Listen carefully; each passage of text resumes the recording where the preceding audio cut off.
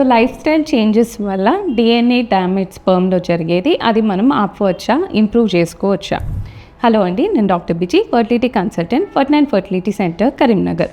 స్పర్మ్లో DNA damage ఉందా లేదా అని ఎలా తెలుసుకోవచ్చు అంటే డిఎన్ఏ ఫ్రాగ్మెంటేషన్ టెస్ట్ అనే టెస్ట్ చేస్తారు. ఈ వాల్యూ లెస్ దెన్ 15% ఉంటే DNA fragmentation test is normal అన్నట్టు.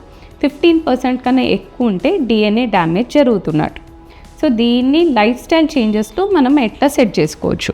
First thing BMI, optimum BMI ఉండాలి. సో వెయిట్ ఎక్కువ ఉండడము ఇట్లా ఉన్నప్పుడు హార్మోనల్ ఫ్లక్చుయేషన్స్ అనేది జరుగుతూ ఉంటుంది. సో హార్మోనల్ ఫ్లక్చుయేషన్స్ కానీ స్ట్రెస్ వల్ల కానీ స్పర్మ్ డిఎన్ఏ అనేది డ్యామేజ్ అవుతూ ఉంటుంది. అలాగే స్మోకింగ్, ఆల్కహాల్. స్మోకింగ్ చేయడం వల్ల ఆక్సిడేటివ్ స్ట్రెస్ అనేది బాడీలో ఎక్కువ అవుతుంది. ఈ ఆక్సిడేటివ్ స్ట్రెస్ వల్ల ఏర్పడే కెమికల్స్ ఆర్ రాడికల్స్ ఏం చేస్తుందంటే వెళ్ళి స్పర్మ్ డిఎన్ఏని కూడా డ్యామేజ్ చేస్తూ ఉంటుంది. ఆల్కహాల్ తీసుకోవడం వల్ల sperm production as well as quality DNA damage అనేది జరుగుతుంది. సో ఇవి రెండు స్టాప్ చేయాలి. ఆల్కహాల్ ఒకేషనల్లీ తీసుకోండి, ఇఫ్ పాసిబుల్ స్టాప్ చేసేసేయండి. అండ్ ఎక్సర్సైజ్, ఇవన్నీ మనం ఎట్లా సెట్ చేసుకోవచ్చు? మోడరేట్ ఎక్సర్సైజ్ చేయండి. హెవీ ఎక్సర్సైజ్ కూడా మళ్ళీ స్ట్రెస్ కాజ్ చేస్తుంది. సో మోడరేట్ ఎక్సర్సైజ్ చేయడం, యోగా, మెడిటేషన్ చేయడం వల్ల ఈ స్ట్రెస్ అనేది కొంచెం తగ్గుతుంది.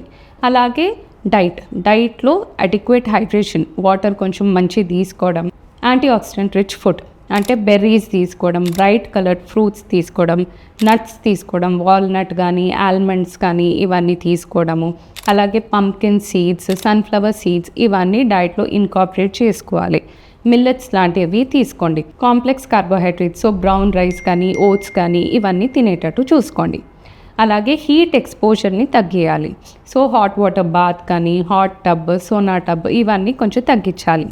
ల్యాప్టాప్ రెగ్యులర్గా యూజ్ చేసే వాళ్ళైతే ల్యాప్టాప్ ఒంటి మీద, తొడ మీద పెట్టుకోకుండా ఒక టేబుల్ మీద కానీ అట్లా పెట్టుకునే అలవాటు చేసేసుకోండి. ఇవన్నీ చేయడం వల్ల హీట్ ఎక్స్పోజర్ అనేది తగ్గుతుంది. అలాగే స్పర్మ్ ప్రొడక్షన్ కానీ స్పర్మ్కి డ్యామేజ్ కానీ జరగకుండా ఉంటుంది. ఆక్యుపేషనల్ హజార్డ్స్, సో ఎక్కువ పెస్టిసైడ్కి ఎక్స్పోజర్ కానీ పెట్రోల్కి ఎక్స్పోజర్ ప్లాస్టిక్ ఎక్స్పోజర్ ఈ ఎక్స్పోజర్స్ని కూడా తగ్గిస్తే production and sperm integrity, DNA integrity అనేది పెరుగుతుంది. సో ఇవన్నీ చేంజెస్ చేసుకుంటే, స్లీప్ కూడా అడిక్వేట్గా తీసుకుంటే 7 to 8 hours ఆఫ్ స్లీప్ ఉండేటట్టు చూసుకుంటే ఆక్సిడేటివ్ స్ట్రెస్ అనేది తగ్గుతుంది. All this can lead to reversal in DNA damage. So DNA damage తగ్గించి స్పర్మ్స్ని కూడా చాలా హెల్తీగా చేసుకుంటుంది. Thank you.